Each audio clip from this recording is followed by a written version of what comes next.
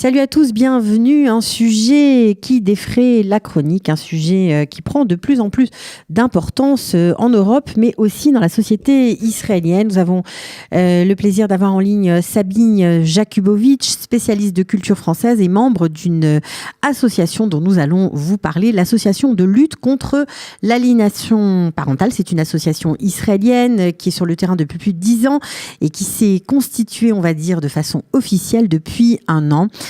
Amuta le Mahavak Benikur Ori. Voilà, c'est exactement le titre en hébreu. Bonjour Sabine Jakubowicz et merci d'avoir répondu à notre appel.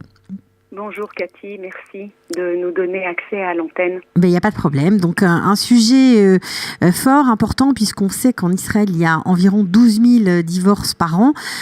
Parfois, certains d'entre eux, apparemment, environ 10%, sont très conflictuels et le problème de l'aliénation parentale se pose. Est-ce que vous pouvez nous dire en quelques mots de quoi il s'agit ?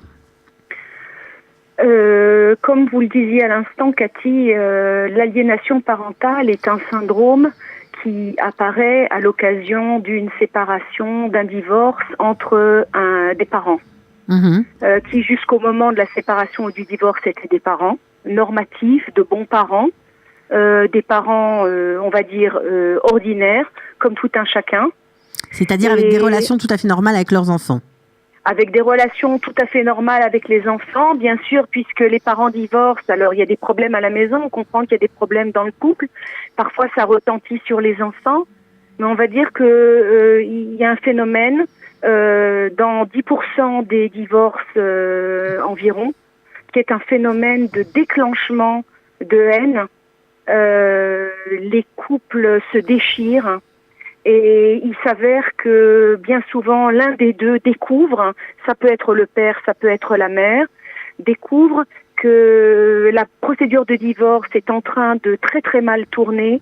Il y a une multiplication de procédures, une multiplication d'audiences, parfois des actes de violence, une multiplication d'avocats qui interviennent dans l'affaire. Et le divorce devient une sorte de perte de contrôle totale. La séparation devient un chaos.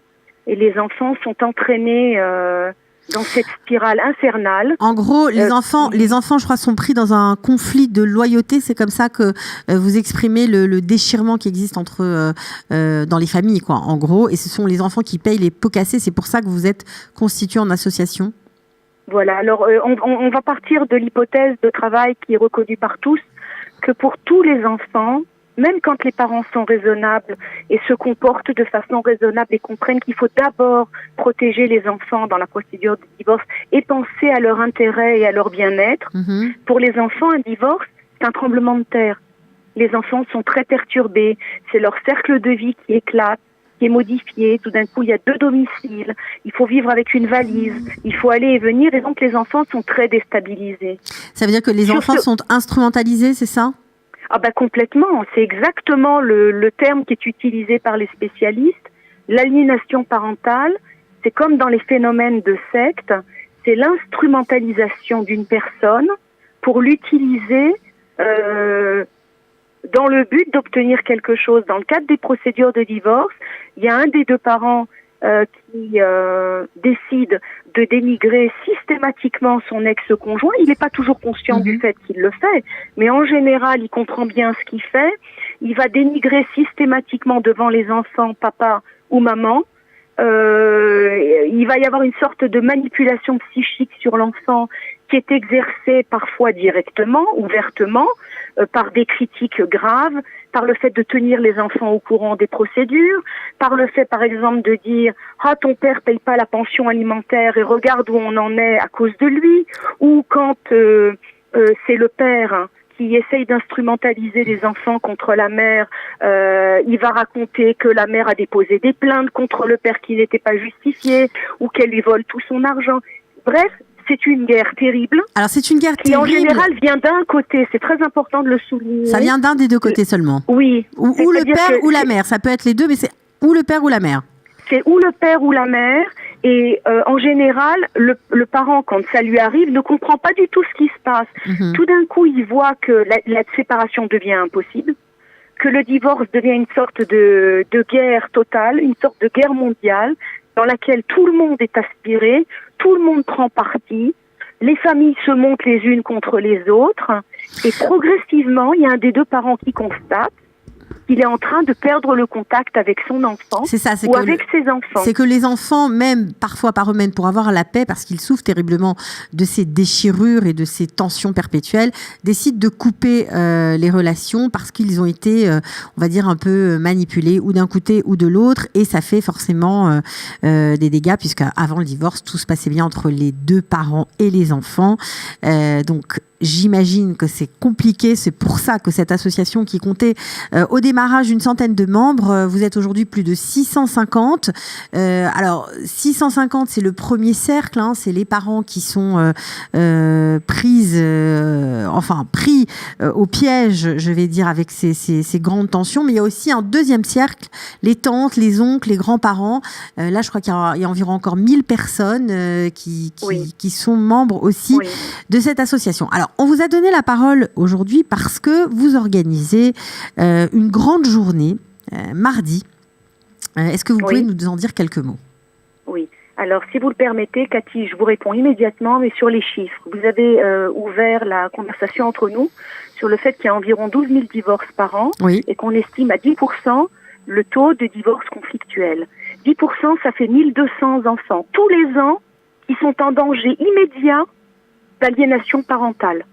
Et dans 90% des cas, malheureusement, puisque les tribunaux ne protègent pas les enfants, que les services sociaux ne savent pas comment traiter ce genre de situations, qui sont des situations de cercle de violence que personne n'arrive à maîtriser, eh bien ces 1200 enfants ou ces 1000 enfants par an sont immédiatement en situation de danger. Vous multipliez ça par 20 ou 30 ans, parce que nous avons dans notre groupe des parents qui ont perdu tout contact avec leurs enfants sans aucune raison. C'était de bons parents, des papas, des mamans, de bons parents, qui n'ont jamais rien fait de mal à leurs enfants, qui ont perdu le contact, 20 ans, 25 ans, qui connaissent pas leurs petits-enfants. Alors, les chiffres, ils sont bien plus importants. Non, c'est sûr. On va dire qu'aujourd'hui, l'association, nous, on est le bout du, on dit en hébreu le ktia kachon, on est le bout de l'iceberg, vraiment. Voilà, alors ça, c'est sûr que les chiffres, évidemment, on imagine que les membres de l'association c'est X, mais qu'il y en a à l'extérieur aussi beaucoup. Alors, vous avez organisé une journée entière de 9h à 19h qui se tiendra mardi, Kikar Habima à Tel Aviv. Pourquoi ?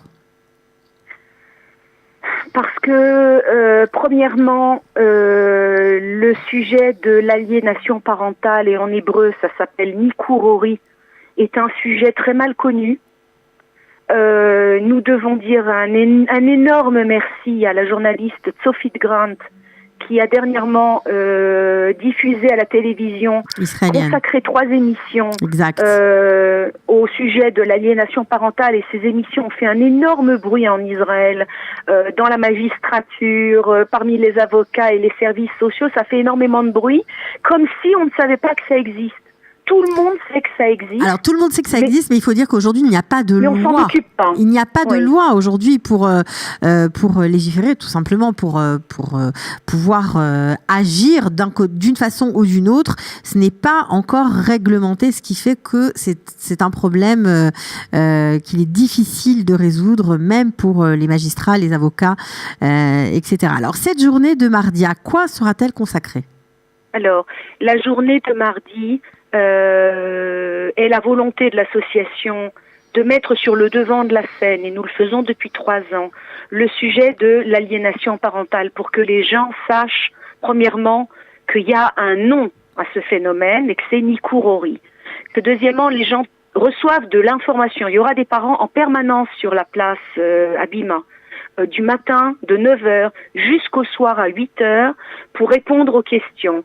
L'association installe sur place 5 très hautes colonnes sur lesquelles sont imprimés des messages entre parents et enfants, des messages écrits, où on peut mesurer la violence des réactions des enfants vis-à-vis d'un parent qui, encore une fois, est un parent normatif, qui n'a causé aucun tort à son enfant et qui est rejeté, non pas parce qu'il doit être rejeté, il est rejeté parce qu'il y a un autre parent qui remonte cet enfant, qui le rend agressif, méprisant et violent, vis-à-vis d'un parent qu'il aime et qui ne demande qu'une chose, c'est être en contact avec lui. Donc, toute personne qui va passer Kikar à Bima mardi, du matin jusqu'au soir, pourra parler avec des parents qui seront sur place. À partir de 7h du soir, c'est le Rassemblement national pendant 1 heure. Le président de l'association, le porte-parole. On l'a pas cité à Victor Zeidman, d'ailleurs. À Victor Zeidman, qui est notre président, notre porte-parole, Lior Hayout, qui est déjà passé dans différentes émissions de télévision, chez Avri Gilad, et qui a été interviewé à la radio et qui fait un excellent travail, qui fait partie d'un certain nombre de groupes de travail aussi à la Knesset, pour sensibiliser les parlementaires au problème de l'aliénation parentale. Alors, des parents qui vont monter à la tribune, qui vont parler d'un sujet spécifique. L'un va parler du drame des frères et des sœurs. Il faut comprendre une chose, Cathy. Quand un enfant devient un enfant aliéné, en aliénation parentale, et qu'il rejette par exemple sa mère, qu'est-ce qui se passe pour les frères et sœurs? Ce sont des situations dramatiques dans lesquelles on a des frères ou des sœurs qui frappent physiquement leurs frères et leurs sœurs lors des droits de visite et d'hébergement, lors des rencontres, pour les prendre dans leur camp. Il y a des violences entre frères et sœurs. On arrive à des situations. C'est pas seulement les parents et les enfants, mais on imagine bien le cercle élargi aussi avec les grands-parents. Et les grands-parents. Qui ne voient plus leurs enfants. Et les grands-parents, Cathy. Pas facile. Parfois des vieux grands-parents qui ont 70 ans, 75, 80 ans, qui ont été très proches de leurs petits-enfants, qui du jour au lendemain perdent leurs petits-enfants parce qu'il y a une ex-belle-fille ou un ex-beau-fils qui a décidé de couper cet enfant, non seulement de son parent, contre lequel il mène une guerre impitoyable, mais de sa famille. Mais toute la famille. Je peux vous dire qu'on a des cas de parents qui ont, par exemple, un frère ou une sœur ou une tante qui est tombé malade du cancer, qui ont supplié que l'enfant vienne rendre visite. Ils n'ont pas été. Et l'enfant ne vient pas. Alors justement, pour ceux qui ont envie de participer à cette journée, c'est possible. On fait comment? On se connecte sur la page Facebook de l'association? Tout à fait. Alors, l'association est une association israélienne, comme vous le rappeliez très justement. Nous sommes sur Facebook en tant que Ahamuta, les Mahavak, Benikur Ori, à savoir l'association de lutte. Oui, l'association de lutte contre l'aliénation parentale. Il y a là une page ouverte qui s'appelle Daf Tzibouri, c'est-à-dire la page ouverte au public. Il y a une page de soutien, un groupe fermé de soutien auquel on peut envoyer un message et demander à être intégré dans le groupe. Et à ce moment-là, on reçoit énormément de soutien de la part des autres parents parce que vous savez, Cathy, quand on vit ce genre de situation, qu'on est rejeté par son propre enfant ou par ses propres enfants, a besoin de soutien. On ne peut être compris par personne. Personne ne peut comprendre ce qui vous arrive. On a même dans le groupe, je ne sais pas si vous imaginez, on a une maman qui a perdu 8 enfants. Ouais, pas simple. Tous les mois, il y avait un enfant supplémentaire qui partait parce que c'est un rapt psychologique. Donc c'est très compliqué. Comme une secte. Sabine, on a compris que c'était compliqué. D'ailleurs, au sein de cette association, vous donnez des activités de soutien pour les membres. Il y a des ateliers, tout est gratuit et vous faites aussi beaucoup de lobbying à la Knesset pour qu'une loi réglemente enfin vos souffrances. Voilà, tout simplement. Alors, la loi a failli passer en deuxième lecture dans la précédente Knesset, mais les élections sont arrivées, la Knesset a été dissoute et du coup, la loi est en stand-by. On espère pour vous qu'une loi va arriver. Ça va repartir. Okay. Tout à fait.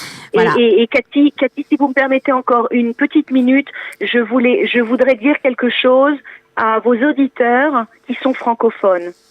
Je voudrais leur dire que s'ils vivent cette situation, s'ils démarrent une procédure de divorce et qu'ils constatent que ça se passe très mal, qu'il y a des manipulations, qu'il y a des provocations, que l'enfant revient, si c'est le cas de la maman, que l'enfant revient des droits de visite et d'hébergement très agressif, méprisant et violent, ou si c'est le père qui constate qu'il n'arrive pas à exercer ses droits de visite, que systématiquement il est méprisé et critiqué. On peut prendre contact avec l'association, c'est ça, Sabine ? Ne restez pas seul, agissez très très vite. Le temps est critique. Lorsqu'un enfant est en situation de violence psychologique, qu'il est manipulé, et qu'il décide de rompre son lien naturel avec une mère aimante ou avec un papa aimant, le temps est critique. Si on n'agit pas très très vite, l'enfant est, comment vous dire, il est devenu comme un soldat embrigadé. On reconnaît plus ses enfants. Alors, je dois dire d'ailleurs, Cathy, que la situation des francophones est particulièrement dramatique. Ça, je l'ai découvert tout à fait par hasard parce qu'ils ne parlent pas dans l'association.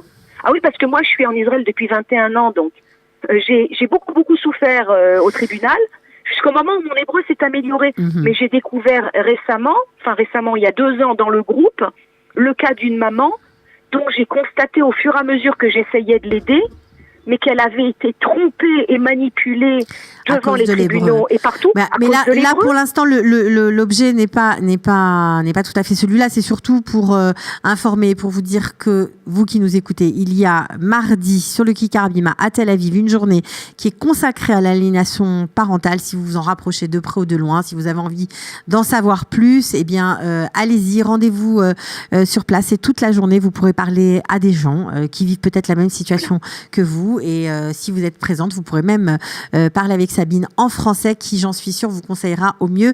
Merci beaucoup, Sabine, d'avoir... Et le rassemblement le soir se tient de 7h à 8h. Voilà. Venez, n'ayez pas honte. Vous n'avez rien fait à vos enfants. Vous n'avez rien fait de mal à vos enfants. Vous les aimez. Si vous êtes rejetés, alors que vous ne leur avez rien fait, c'est qu'il y a là un problème grave de santé mentale. Il faut agir, n'ayez pas honte. Bon, je pense que le message est passé. Merci beaucoup, Sabine. Merci beaucoup, de rien, à bientôt. Ciao. Merci, au revoir.